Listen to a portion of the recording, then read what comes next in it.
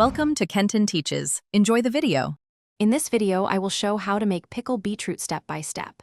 Prepare fresh beetroots, vinegar, sugar, salt, and spices, and sterilize jars before starting. We will peel and slice the beets evenly, blanch them briefly to set color, then simmer a balanced pickling liquid. I will guide you through layering spices, filling jars hot, sealing lids, and storing for best flavor development over time. Start by washing and trimming your beetroots, then peel and slice them into uniform pieces for even pickling.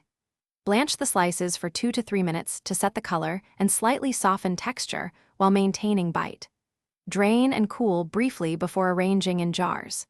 Keeping slices consistent helps the pickling liquid penetrate evenly, so take a little time to make neat, similar-sized pieces for a professional result.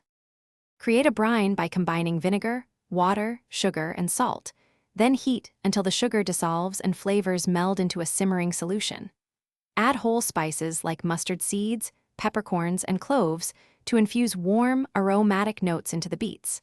Pack the beet slices tightly into sterilized jars and pour the boiling brine over them so everything is fully submerged. Seal the jars while